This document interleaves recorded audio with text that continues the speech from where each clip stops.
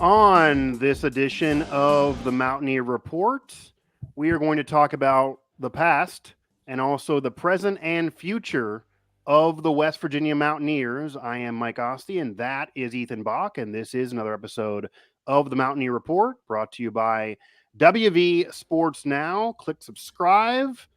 Find us on YouTube. You will soon be able to find us everywhere you get your podcasts, and hit up our coverage at WV Sports Now. And before we get to the current Mountaineers and what I'm covering at fall camp, and we are going to talk about some freshmen that may have breakout years that we're looking at, that we are liking, what we are seeing from, and also some transfer players. So a lot of newcomers to the Mountaineers and what we expect out of them in 2024. But before we get to all of that, Ethan, we're going to talk about circa 2010 to 2018 and former WVU head coach Dana Holgorsen, who now is a consultant with TCU. He was introduced and he had a press conference that, we talked about it before going on air here. I think kind of just for some clicks for TCU. How often does a consultant get a press conference? But in that presser, he talked about when he was head coach of WVU, when he left the Mountaineers for the Houston job, if he regrets that, and went into a lot of his past. So, Ethan, you saw what he had to say. I know this was a little bit before your time, certainly as a student and maybe a WVU fan. It was the heartbeat of my time as a Mountaineer. Dana's still talking about WVU. Dana unveiling some things. Dana left for reasons. Reasons. That's the key word that Right. that I think that's the mystery, but you can kind of read between the lines when he says reasons. Right. Coach, Dana Holgorsen's is a character. Everybody knows that. That's the reason why TCU had him talk to the media. Right. And to their media's credit, Yep. what is there much to ask other I than his guess. role and what he's actually going to be doing under Sonny Dykes? So Yeah, let's talk about 6 years ago. Right. yeah, Yeah, it's so more interesting than now. might as well just talk about his whole career because Yeah. you said it before the show. If he wrote a book, we would probably read it. Oh, It'd be that 100%. interesting. 100%. I would read it and I would watch a 30 for 30 on Dana becoming WVU's head coach. And when I know about that whole drama and that scenario, to his tenure, to leaving, the whole thing, it would be a lit documentary. But I also think on the other side, I think West Virginia and even the fan base had their reasons. I Yeah. think it was a perfect time for both parties to split, and West Virginia can move on to a new era with Neil Brown. Took a while to get that going, but now I think it's paid off. It especially determines what happens this season. Yeah. And then for I Dana, mean, better than the Dana Houston tenure. yeah, yeah. I mean, they had 1 year Brown's still where kicking. Yeah. they had 1 year with 12, 13 wins. Yeah, they did. At Yeah, Houston, true. but Yeah. They peaked early on, and it made sense to bring Dana in to get them Group of Five to Big 12. Dana yep. kind of knew that was going to happen, which is part of why I did take that job. So it wasn't necessarily going to a Group of Five from a major conference. He knew they were going to get in the Big 12. He was part of that deal. And they were good right away. They were really good as a Group of Five when they did hire him. They've absolutely dipped since. There's money there. They're splitting with a lot of other Texas schools. You figure they could be a good program in this new era, but it won't be with Dana. And some were surprised that they didn't let him linger on because he was the guy that they kind of brought in to do this. And they gave him time, though, and it just completely cratered with Dana.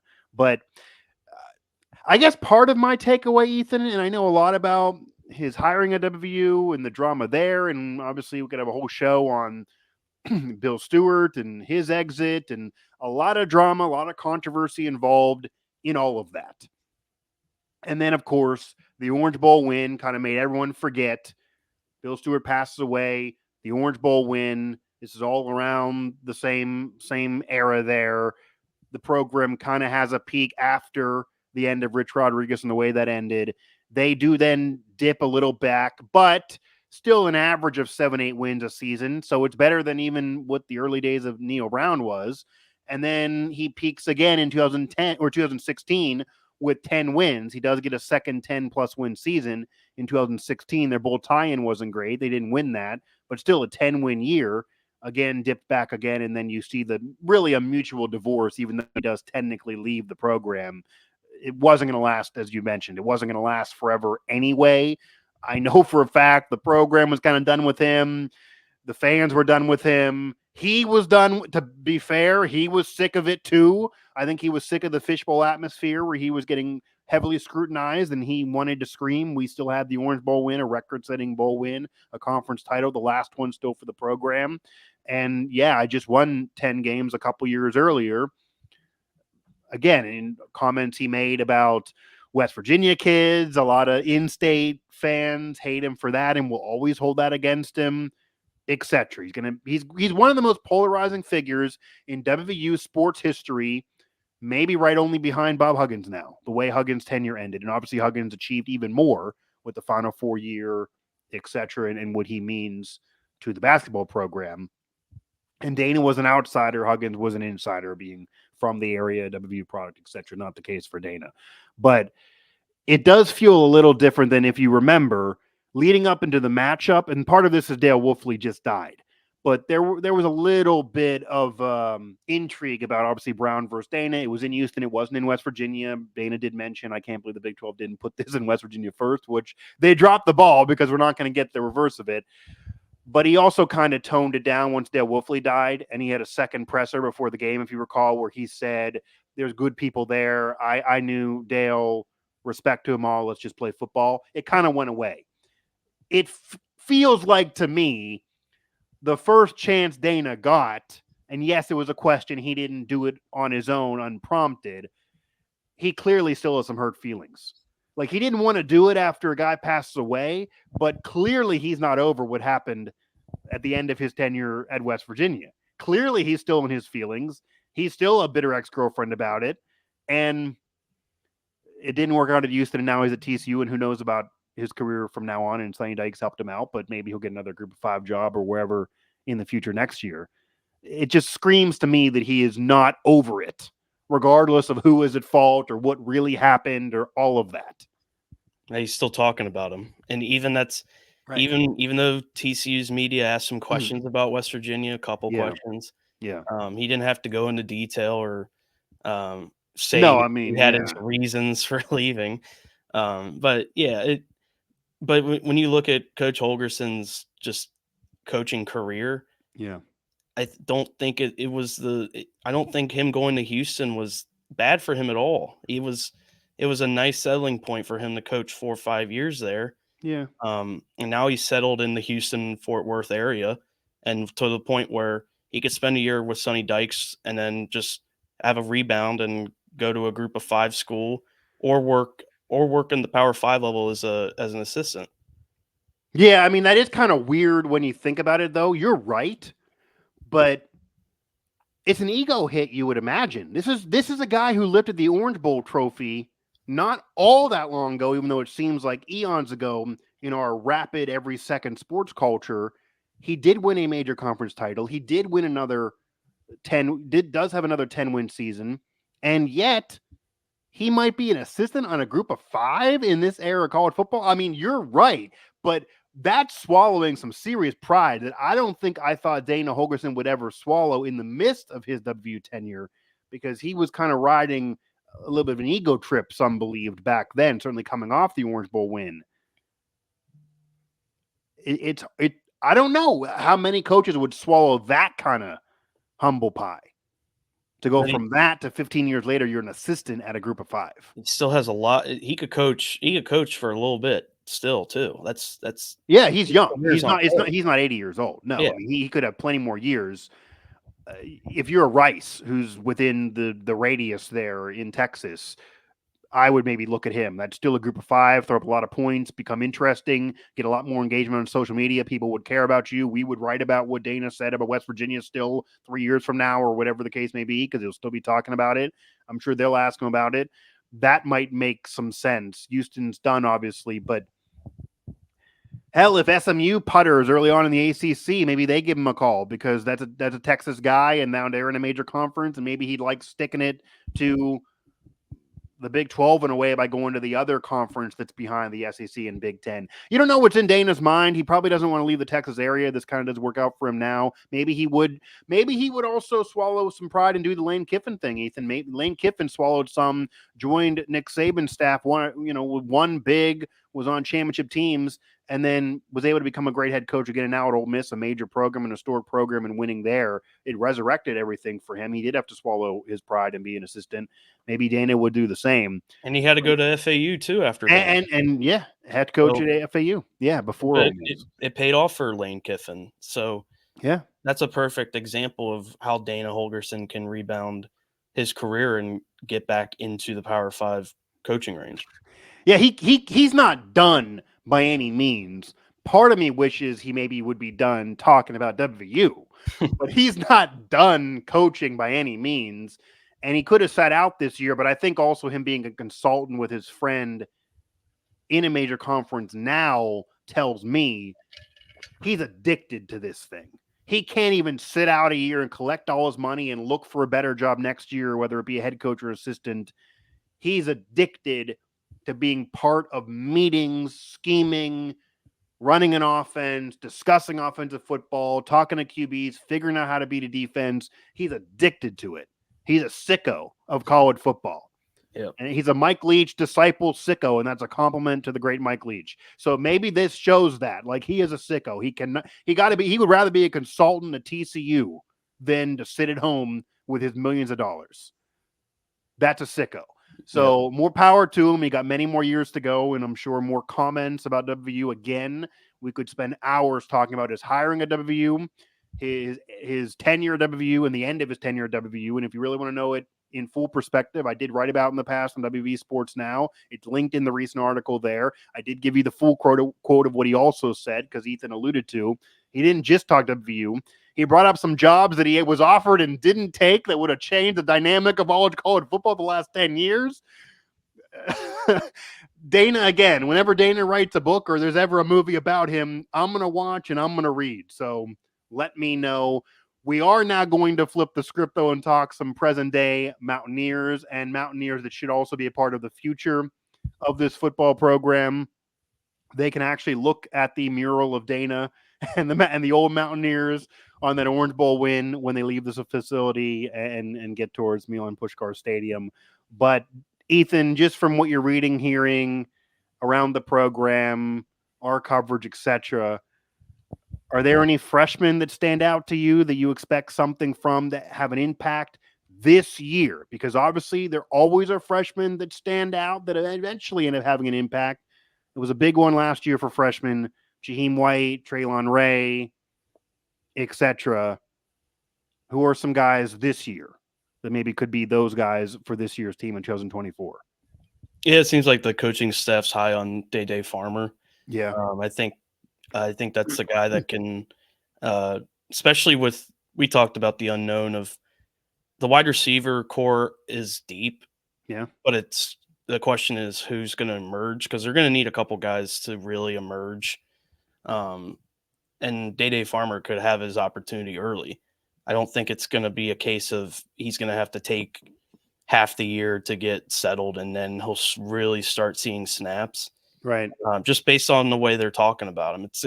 It's close to what it was with CJ Donaldson 2 years ago. Yeah. Where and Day Farmer's not like an underrated recruit like CJ was.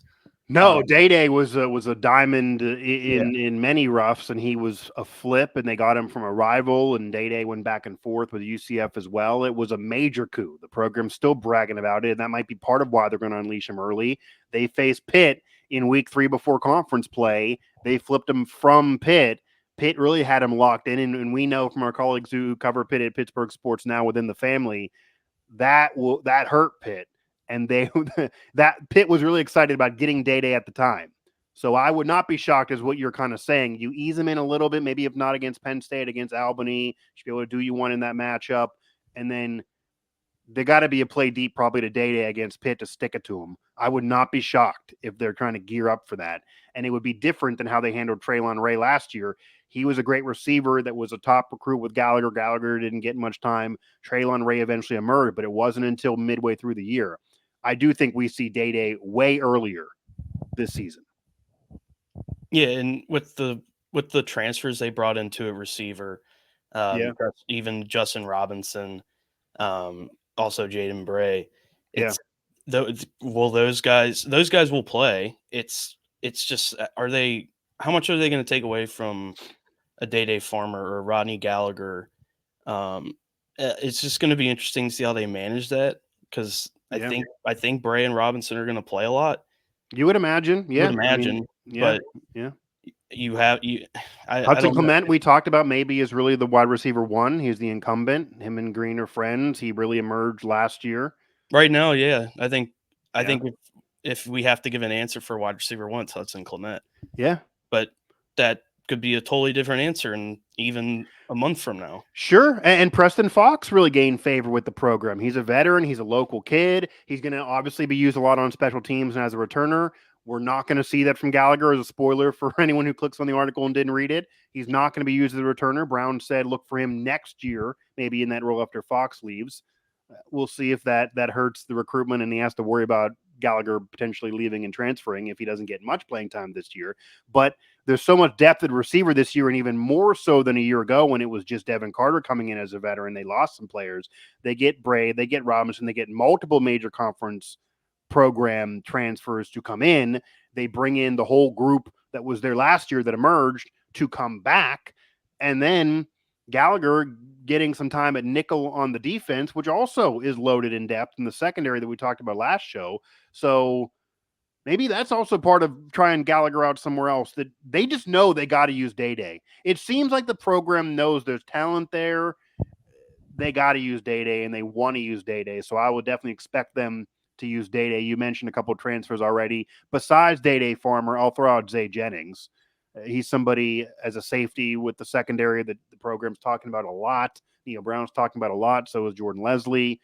I don't think he's going to make the impact of Day Farmer, of course. There's a lot of depth there, too. There's also transfers in Garnet Hollis, who the program seems to love and Brown seems to love and the coaches seem to love. Jaheim Joseph, who maybe they're not as high on from what I'm hearing and what it looks like there. Aiden Garnes is another one. Anything else, any other players, transfers, or freshmen that you can think of that stand out to you or you're hearing? Garnes was another one that coaches are really talking about a lot. Yeah, I was gonna mention the secondary in general. It's a lot like the receiver core. Yeah. It's pretty deep on paper. I really like Aiden Garnes. Duquesne obviously played West Virginia last year, so if fans watch that 5-hour, 6-hour marathon of the game, right, got home at 4 a.m. Yep. They'll be familiar with Aiden Garnes. Yeah. But yeah, the two Northwestern transfers as well. They're obviously trying to find pretty much another Beanie Bishop, where it's transfers right in from another high major program. Will those guys be Beanie Bishop? Probably not. I mean, it's pretty hard to fill those shoes, but yeah. But that secondary core is so deep to the point where, like we talked about last show, Aubrey Burke's now playing a hybrid role. They're gonna have to get creative like that. Yeah, and it may benefit Burks and show his versatility, but also it is part of the depth. They have a lot of depth at safety, at DB, at corner, all through the secondary. That, yes, you're losing the best guy in Beanie Bishop, who was a consensus All-American. You're not going to have anyone be that, I don't think, and that's not even probably their expectations. But overall, depth-wise, through the secondary and even the linebacker room, there might be more. They could deal with injuries better. You won't have a true freshman having to call plays and be the major guy in the linebacker room like a season ago. So that is a big deal. It's almost, I mean, again, this is not like they're going to go undefeated and romp things. I'm not sure I'm picking them to do anything in the Big 12. This could still easily be a 7-8 win team instead of a 9-10 win team. I'm not that high yet. I got to evaluate more and give you picks later on. But there's a lot more depth, whether it be freshmen, transfers, who's coming back. That's why this is the year that some are believing they could actually win a conference or truly contend for the playoff this year, because this is the year, more so than even next year will be when Green's gone, even with Jaheim still there. You have such an experienced group, and everybody is back, and most programs, Alabama down, lose key players every year. That's not what happened to West Virginia. This was really a great offseason that's very underrated nationally. So that's why you can argue they should be ranked in that top 25. That's why the program feels slighted that we talked about last show, because the depth, what they have coming back, and then who's also there. And I will throw out there, and I wrote about him a lot. Josiah Trotter. He was with the program last year, redshirted all year because he got hurt in the offseason. He has looked really, really good. He looks bigger than everybody else. He looks stronger than everybody else. He looks like he's been at the program 4 years, not one. He's going to have a serious impact, and he's a newcomer because you didn't see him on the field last year. Yeah, and that adds to the linebacker core as well. That depth.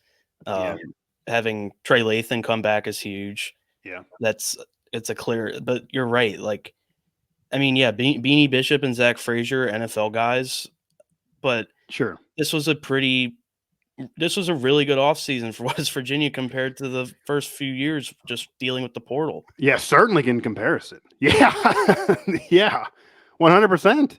I mean, you could argue that they're getting slighted in some of these national ranks when you look at all, and we didn't even get to, as we're getting close to rounding out the show, we didn't even get to TJ Jackson, who some believe is the best FCS transfer coming over to a program that could really help the D-line that also needs some depth. That might actually be the weakest part of the defense, amazingly enough, and that was supposed to be the deepest a couple years ago. Certainly was when the Stills brothers were there, but that might actually arguably be the weakest. But you do get some depth, and even the non-major additions are thought of as possible contributors to this team this year. And when you look at what happened with Hawkins last year, he was there 1 year, became very popular, did some dancing, made some plays, and that's kind of a reason why there can be belief that you can step up and have an impact right away from that level going to the Big 12. So there's reason for optimism. It's not crazy. There is legitimate reason for some optimism. Anyone else that we didn't get to here that you can think of? Go ahead. It seemed like during the offseason, it seemed like Xavier Ballsy, offensive line transfer. Yeah, okay. That was a good pickup. I'm not worried about the line though this year. Even though they lose Frazier, I'm not too concerned about the line. Yeah, they had to play without him during the bowl game against North Carolina. Frazier missed the bowl game. Yeah. So moving guys around, like having Yates take over for Frazier now, and I'm not too worried about the line. So yeah, but I see why the program feels slighted. They, like you said, they bring back a lot of key pieces and off of a 9-win team. But I also see why some people aren't fully bought into this team yet. So sure, I think it's just more so making sure last year wasn't a fluke. Yeah, and when you have one good year in 5, when your quarterback does only complete 52.9, even though he's saying it's going to be 65, you haven't seen it. It's only been 52.9 from what we've seen. We've seen a sophomore slump from CJ, from freshman sensation to kind of dipping a little bit and having a slide a few games last year. That could happen to Jaheim.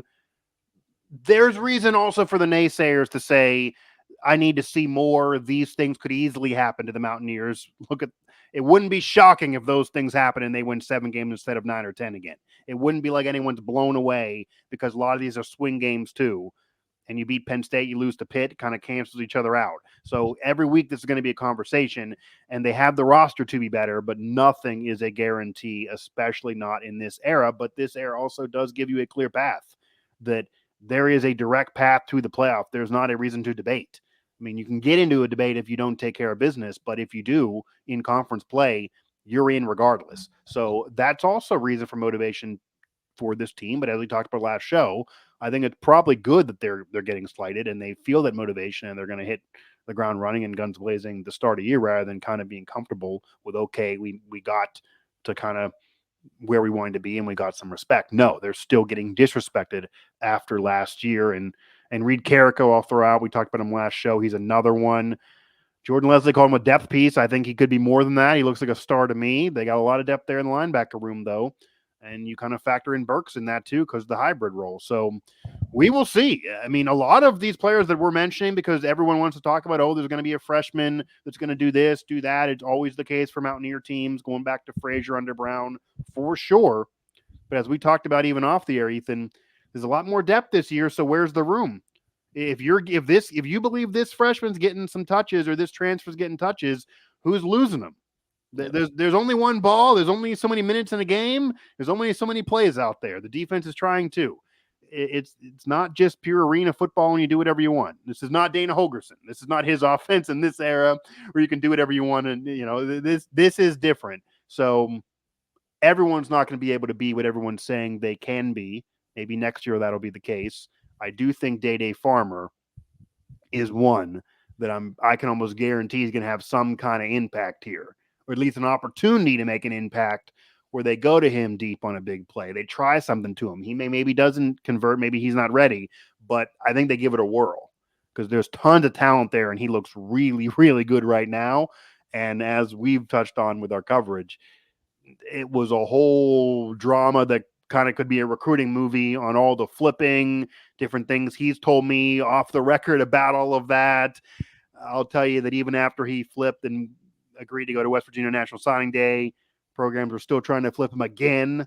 Like he's still being recruited now about next year. So are a lot of players that just this culture in basketball or football in this transfer portal era. So to get him is a major coup. To get him and have him still there is a big deal. And you have to get creative nowadays with just touching on the transfer portal era. You have to appease everybody. You have to keep everybody happy. It's no longer a traditional college athletics scene where nobody would be worried about 10 guys leaving the team at the end of the season because they weren't happy. So the staff's got to get creative, and that's all around the country. It's not just West Virginia. No, and that's also why the offseason was so great for the Mountaineers because they lost players, but to the NFL, they didn't have any major hits in the portal. Yeah, they lost players in the portal. Everybody did, but a lot of them are depth pieces. And they also added them from major conferences, and they also added them to key positions and a lot of talent. So that's part of the optimism this year. But yeah, I mean, you flip a guy in the past era and they're stuck. So there's no one else recruiting them like they're there or they're screwing themselves and sitting out. Not the case now. You flip them and 10 minutes later, you're still not confident about them. And it's probably part of why they're trying to figure out a way to get Rodney Gallagher the ball, whether it's offense, defense, somewhere, because you can't just let a guy develop. As Neil Brown likes to put a word, developmental program. It only goes so far. You can't be developing an NIL player who is a major 4-star recruit for 2+ years and just figure he'll linger around. I mean, those kids eventually are going to go look for some playing time. That'll do it for this edition of Mountaineer Report. A little longer, but we did have to open with some Dana talk. And I wanted to get some of the current program in too. So all our apologies. They won't all be this long, but I think it was a good show nonetheless. We did not touch on basketball on this show, but breaking news, they won again. They're doing well. It's a tour of Italy that they can toast to. So we will see what that does now to the next era of Mountaineer basketball under Darren DeVries, and even continuing the next era of the women's program under Mark Kellogg.